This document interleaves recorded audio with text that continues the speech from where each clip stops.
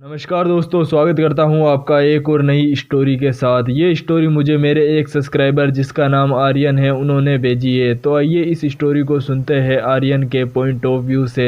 लेकिन उससे पहले मेरी आपसे एक छोटी सी गुजारिश है कि यदि आप मेरे चैनल पर पहली बार आए हो तो चैनल को सब्सक्राइब कर लेना और इस स्टोरी को पूरा सुनना, वरना आपको मजा नहीं आएगा। नमस्कार दोस्तों, मेरा नाम आर्यन है और मैं दिल्ली के एक कॉलेज में पढ़ता हूँ। सर्दियों की रात थी। कॉलेज के हम 4 दोस्तों ने दिल्ली की हलचल से दूर सुकून भरी ट्रिप पर जाने का प्लान बना रहे थे। शिमला की बर्फीली वादियां और वहां की प्राकृतिक खूबसूरती हमें वहां की तरफ खींच रही थी। हम लोगों ने एक कार किराए पर ली और शिमला की ओर निकलने का फैसला किया। लेकिन हम लोगों को ये नहीं पता था कि ये ट्रिप हमारी जिंदगी की सबसे खौफनाक याद बन जाएगी। रात के लगभग 9 बजे का वक्त था और मैं गाड़ी चला रहा था और मेरे बाकी दोस्त गाना सुनते हुए मस्ती कर रहे थे। सड़क पर घना कोहरा था और रास्ता भी सुनसान था। फिर नेहा ने गाड़ी में लगे रेडियो को ऑन किया और तभी उस रेडियो से एक अजीब सी आवाज आने लगी। पहले तो हम लोगों ने इसे एक तकनीकी खराबी समझा,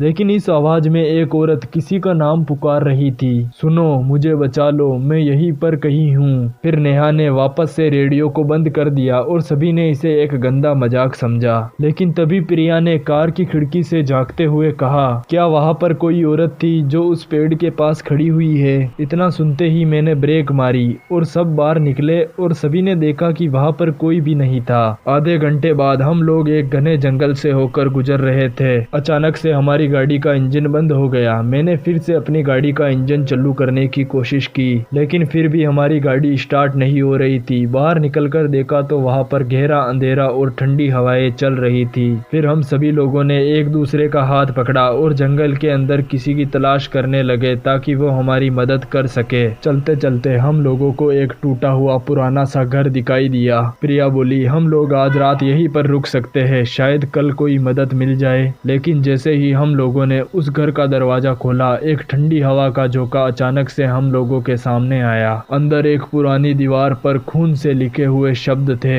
यहाँ से भाग जाओ वरना तुम भी उसी अंजाम तक पहुंचोगे। राघव ने इसे एक गंदा मजाक समझा और सभी को शांत कराया। हम सभी लोग घर के अंदर गए और कोने में एक पुरानी सी लालटेन लगाकर बैठ गए। तभी नेहा को ऐसा लगा जैसे किसी ने उसके कंधे पर हाथ रखा हो। उसने चिल्लाते हुए पीछे देखा, लेकिन वहां पर कोई भी नहीं था। फिर प्रिया बोली, मुझे ऐसा लग रहा है जैसे हमें लोगों को कोई देख रहा है। तभी दरवाजा अचानक से बंद हो गया और एक खौफनाक हंसी गूंज उठी। सामने देखा तो एक औरत खड़ी हुई थी जिसने सफेद साड़ी पहन रखी थी। उसके लंबे उलझे बाल थे और हाथ खून से लथपथ हुए थे। वो औरत धीरे धीरे हमारी ओर बढ़ने लगी और उस औरत की आंख से खून टपक रहा था। तुम लोग यहाँ पर क्यों आए हो? उस औरत ने एक खौफनाक आवाज में कहा। फिर नेहा ने डरते हुए पूछा, तुम कौन हो? उस औरत ने जवाब दिया, मेरा नाम मीरा है, मैं इस घर की रक्षक हूँ। जो भी यहाँ पर आता है वो कभी जिंदा वापस नहीं जाता। डर के मारे हम चारों ने वहाँ से भागने की कोशिश की,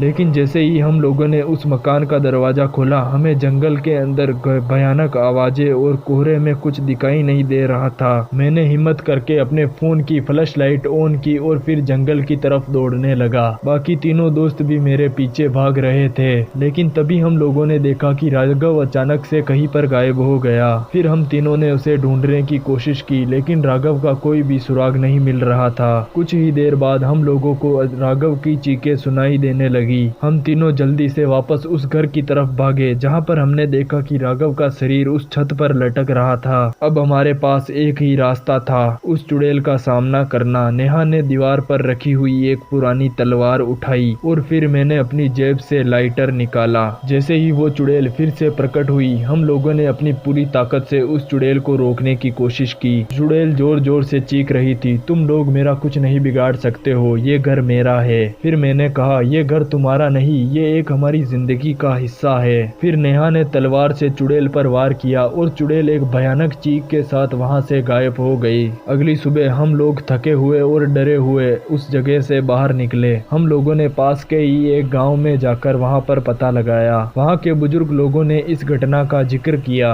बुजुर्ग लोगों ने बताया कि वे घर शिमला के पुराने रियासत काल का है, जहां पर एक लड़की को जिंदा जला दिया गया था और वो लड़की अब एक चुड़ैल बन चुकी है और वो हर उस इंसान से बदला लेती है जो वहां पर जाता है। फिर हम चारों दोस्तों ने कसम खाई कि हम इस घटना का जिक्र किसी के भी सामने नहीं करेंगे, लेकिन हमारे चेहरे पर सदमे के निशान हमेशा के लिए रहेंगे। आपको और भी ऐसी इंटरेस्टिंग स्टोरियाँ सुननी है तो हमारे चैनल को सब्सक्राइब करके जरूर रखना, क्योंकि मैं हर रोज ऐसी